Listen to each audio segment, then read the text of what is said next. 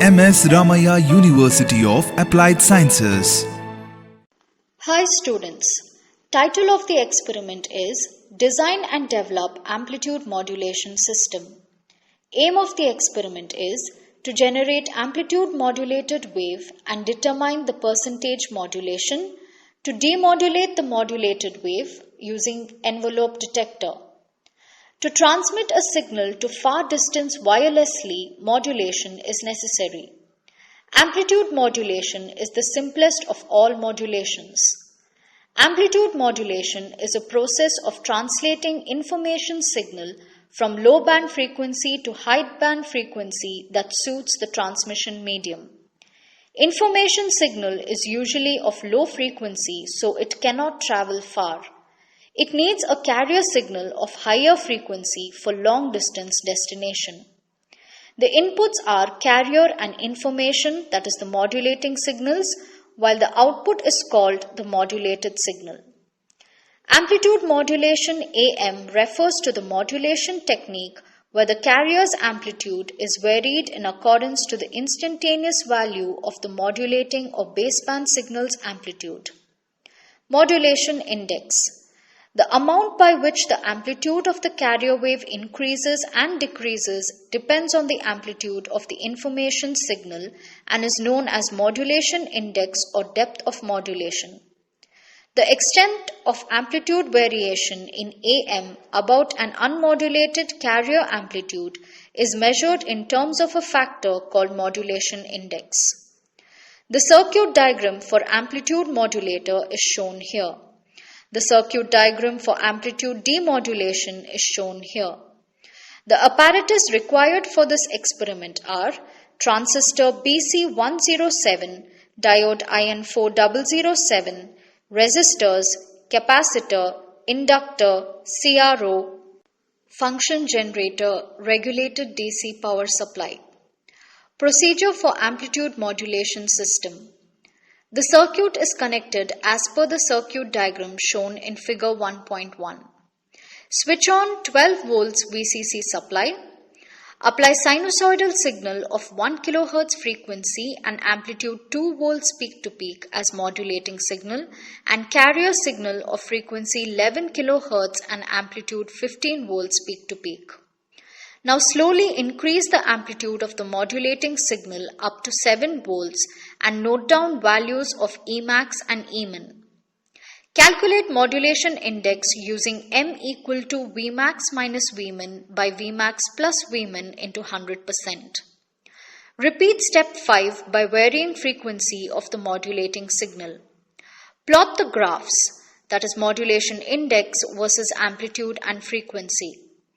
Find the value of R from F is equal to 1 by 2 pi RC by taking C equal to 0.2 microfarad. Connect the circuit diagram as shown in figure 1.2. Feed the AM wave to the demodulator circuit and observe the output. Note down frequency and amplitude of the demodulated output waveform. Draw the demodulated waveform. The modulation index for various message signal voltage values is tabulated as shown here. The model waveforms are shown here, which can be observed to be similar to those obtained in the experiment.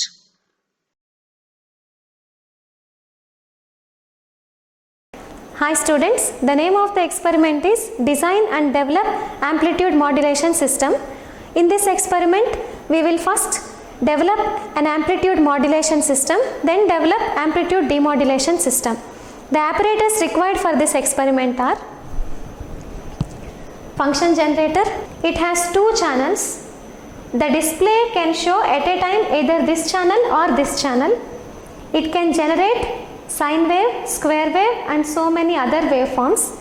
This is the switch on switch off button and the display values can be entered using this keypad. This knob can be used to turn wherever the numbers are needed. Channel 1 output is from here, channel 2 output is from here. Power supply. This is the DC power supply. This button is to switch on and switch off. This control, this is positive, this is negative. This is voltage control, this is current control. Current control should be always in the maximum.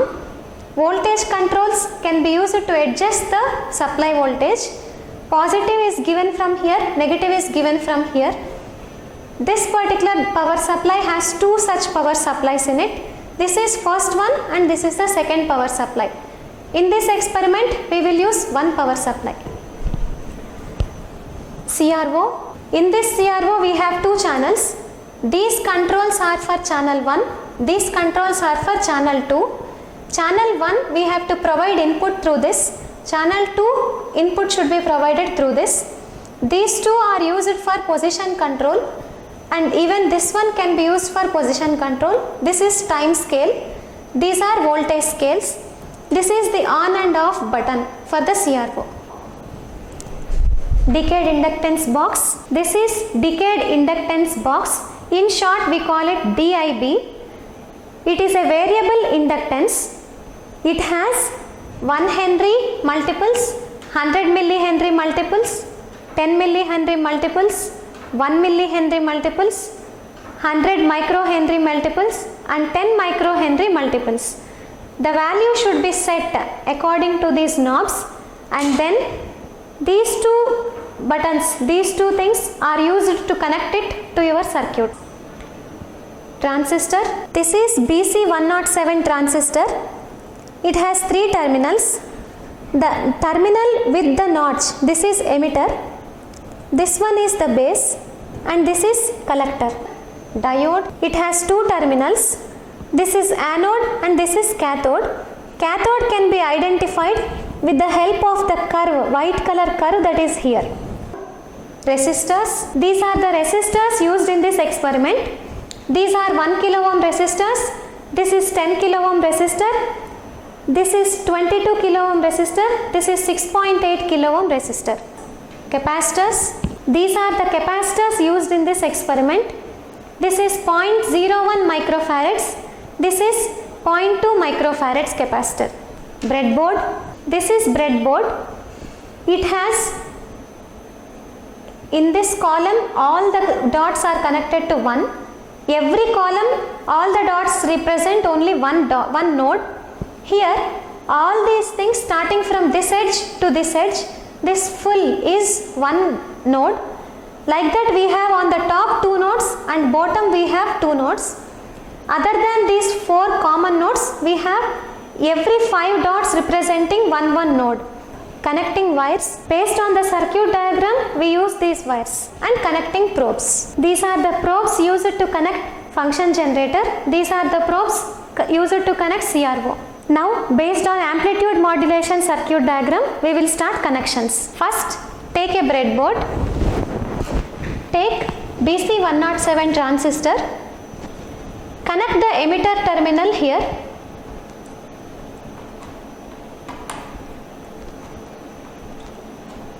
This is emitter terminal.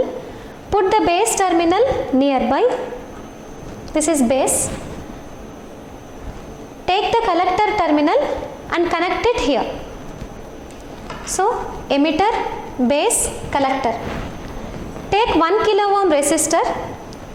Connect from the base to a nearby node. So, this is 1 kilo ohm resistor. It is connected between emitter and a nearby node. Next, take 22 kilo ohm resistor. Connect from the base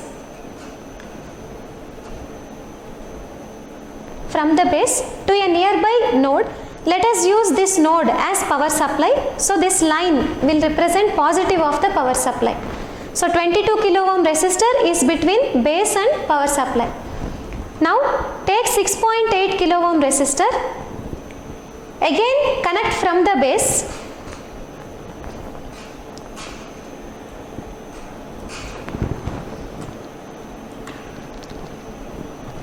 So, from the base to ground.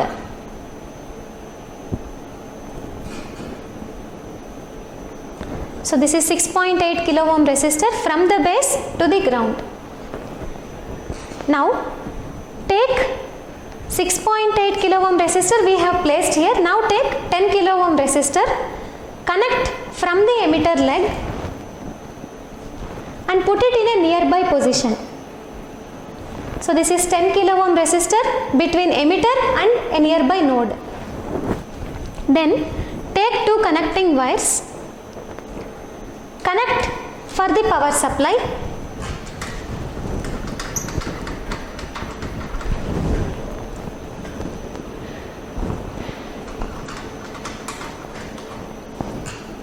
Positive of the power supply,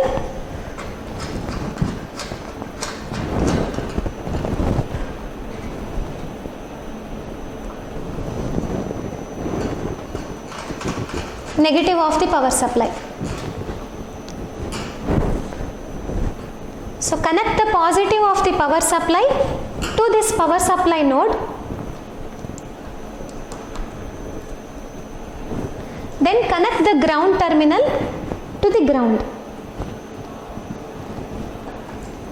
So this complete line represents ground, this complete line represents power supply. Next, take the DIB and also take the capacitor. Both these things should be connected in parallel. So we will do it one by one. Between the collector terminal and the power supply, connect the capacitor. So this is the collector.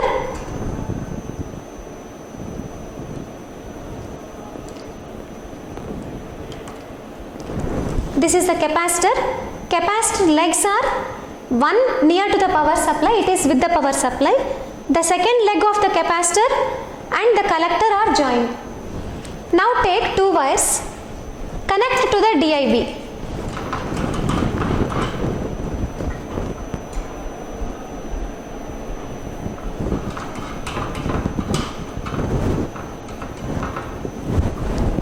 One more wire, let us connect to this DIB.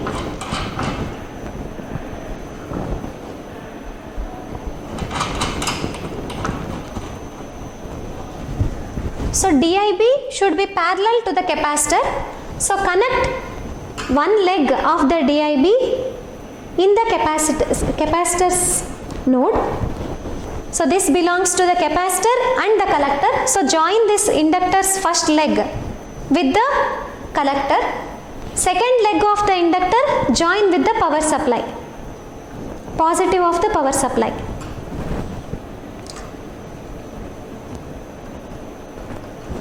So this is inductor is now between collector and the power supply. Capacitor is also between collector and the power supply. So those two are in parallel. Now take two more connecting wires. We will provide message signal and carrier signal inputs. So for that we will connect these wires. In the emitter leg we have already kept one 10 kilo ohm resistor. The other end of the 10 kilo ohm resistor, should be connected to message. So this is the other end.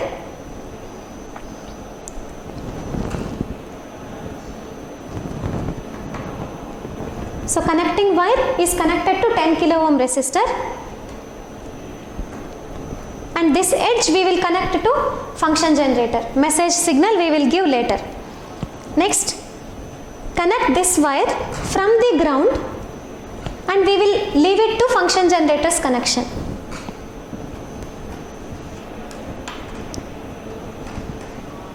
Next, take one more set of wires, give one edge as input terminal. We will give this to 1 kilo ohm resistor.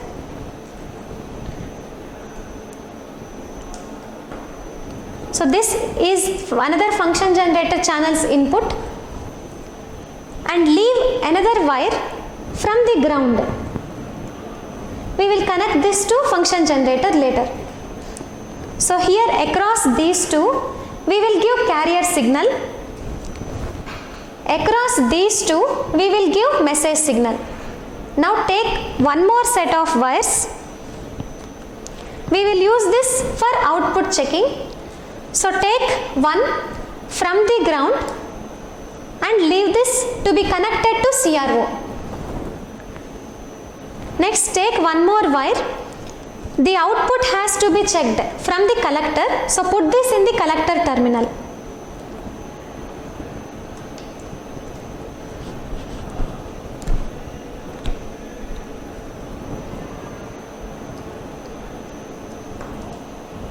So this wire is for checking output, so it will go to the CRO. Along with this will go to the CRO's ground. Now take function generator probe, connect it to channel 1 of the function generator. The other side of this probe, let us connect to our circuit. So this channel we will use it as carrier. We will give this carrier to input. So this wire is going to the base through 1 kilo ohm resistor. So this is input and this one is the ground connection. So this represents input to our circuit. This is carrier input. Next take one more function generator probe,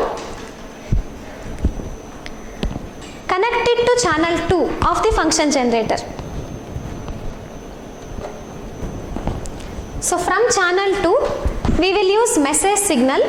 So this message signal should be given in the emitter terminal. So first take the positive of the probe and connect it to emitter's leg directly through, it is coming through 10 kilo ohms to this leg. So this is the message signal. Then use this wire for ground. So this represents message input from the function generator. Next take one CRO probe. We will connect this one side to the CRO.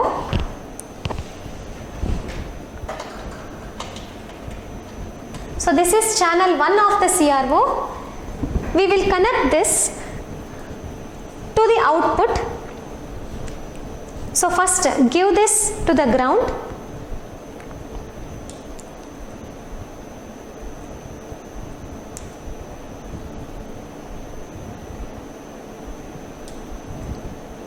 And this one we will connect it to the output. So collector is the output.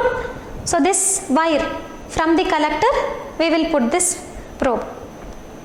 So this is output from the circuit. Next take one more CRO probe.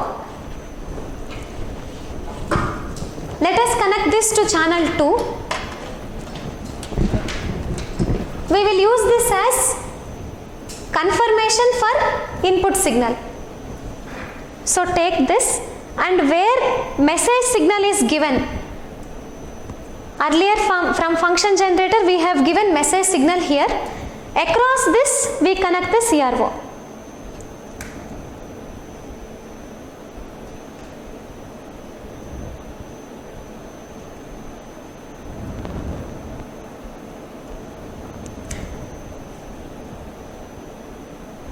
So this means input is coming from the function generator, it is going to the circuit, and we are also seeing this in CRO. This completes the circuit connections. So before checking the circuit's operation, first let us put inductor value properly. So take DIB box. We have to set 130 millihenry in this. So 100 millihenry, put it to 1. So 100 millihenry, then 10 millihenry knob, put it to 3. So this is 30 millihenry. So totally 100 millihenry plus 30 millihenry becomes 130 millihenry. In this experiment, do not switch on the DC power supply first. Let us switch on the function generator, set the carrier and the message waveform properly. Then we will check it in the CRO. Later we will switch on this DC power supply. So first switch on the function generator.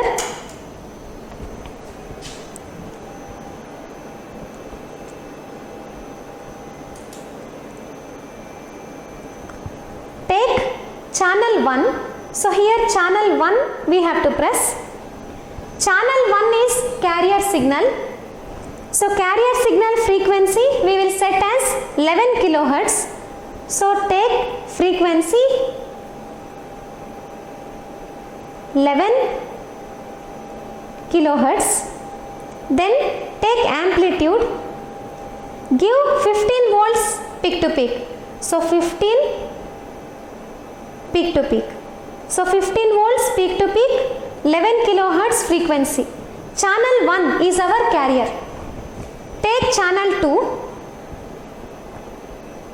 Channel 2, we will give message signal. So set it as 1 kilohertz.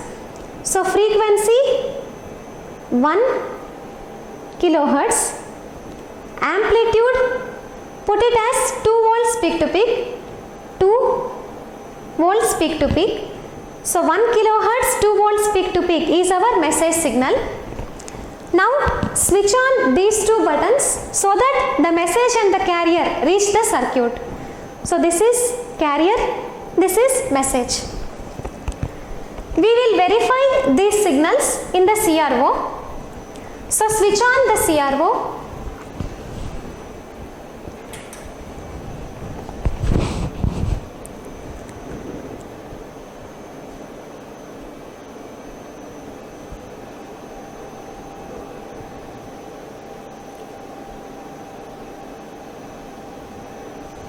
Press auto set.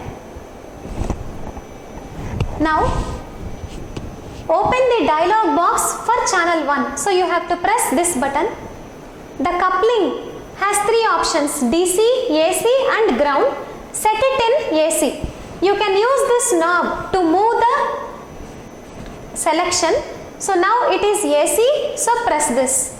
So coupling is now in AC. AC, now press this. So coupling is now in AC. Do the same thing with second channel. So here the coupling is again selected to AC. Press this and now the coupling is changed to AC.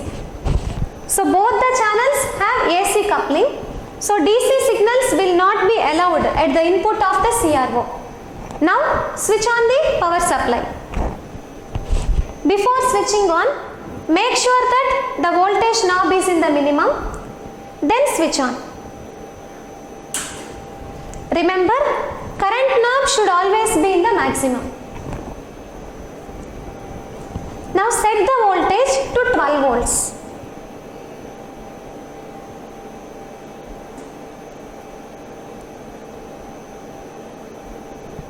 You can use fine knob.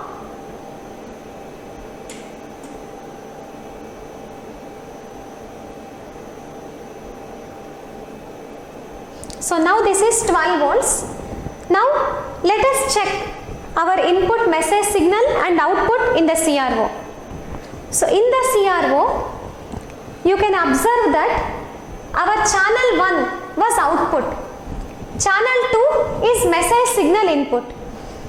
So adjust the voltage knobs of the CRO properly to visualize the waveform properly. So this is our 1 kilohertz message signal and this is the amplitude modulated output. Now using this one, calculate V maximum value and V minimum value and substitute in the formula so as to get modulation index. Now you can see that if input signal, message signal voltage varies, CRO will show different output waveforms. That means our circuit output keeps on changing. So change the input voltage of the message from 2 volts peak to peak to 4 volts peak to peak. So message signal amplitude we change to 4 volts peak to peak. Now observe the CRO waveform. You can see that Vmax has increased and Vmin has decreased. Continue doing like this. So you can observe as I change the V voltage provided to the message signal. Right now this is 4. As I keep changing this, you can use this knob for tuning. So as this changes, the CRO waveform will be different. Now I kept this 5. Observe the CRO waveform. Again, I will change this to 6.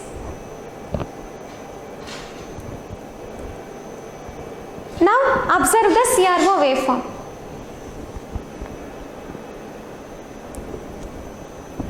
So for all these input voltage values, the output Vmax and Vmin are different, you can use cursors in the CRO to write the Vmax and Vmin values and calculate the modulation index for this AM modulated output.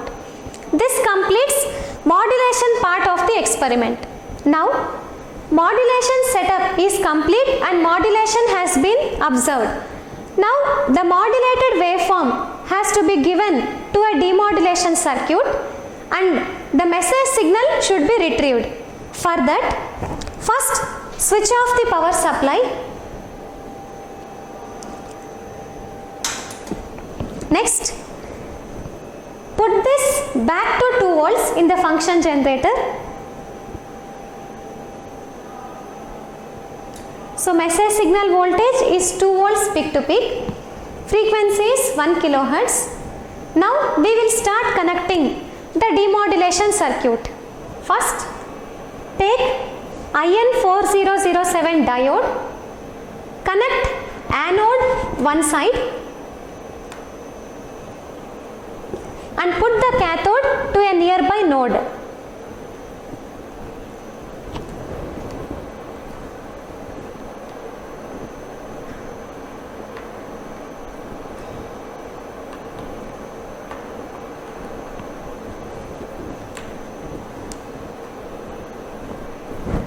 So anode and cathode. Now take 1 kilo ohm resistor, connect this from the cathode of the diode and put it to the ground.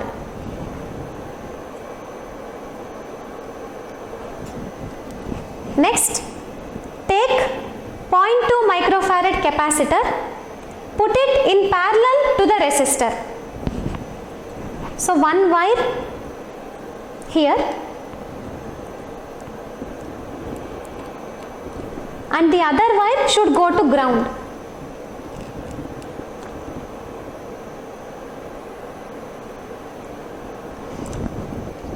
So now capacitor and resistor are in parallel.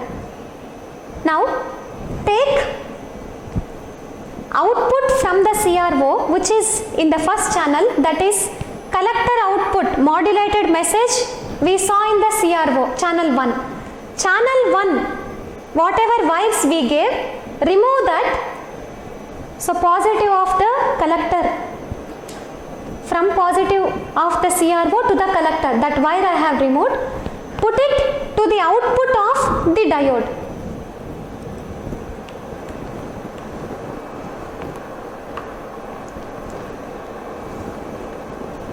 So this is to the cathode of the diode. Next, take one more connecting wire and connect this wire from collector where we removed this wire. So collector terminal, so this is collector terminal. So one edge of this wire I am keeping it to the collector.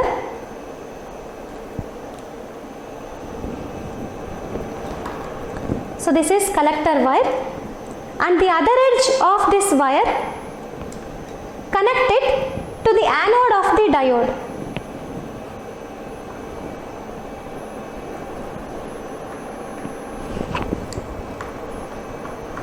So from collector we are connecting to the anode of the diode and output in channel 1 is coming from the cathode of the diode. So this completes demodulator circuit connections. Now switch on the DC power supply, but again for safety purpose put this to the minimum, then switch on. Now adjust this voltage such that it is 12 volts.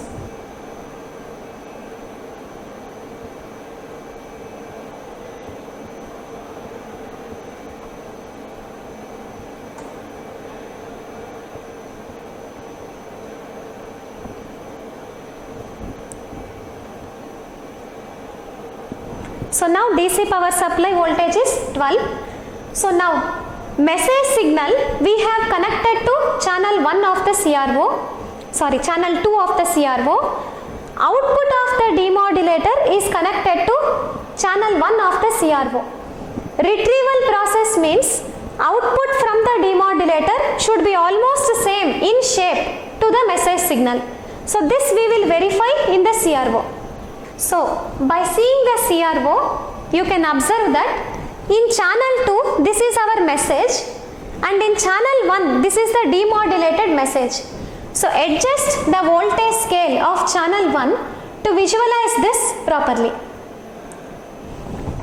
Now overlap the second channel signal with the first channel.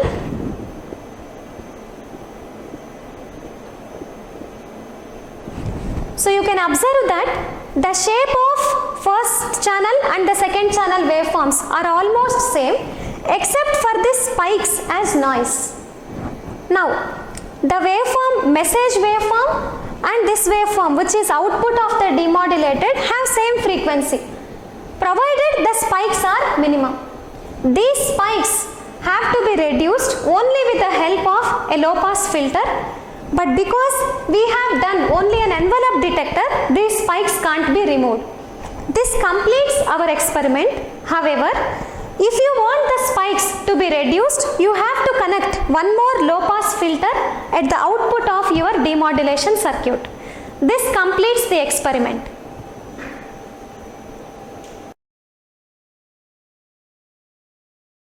At MSR UAS, we spark your imagination unlike any other.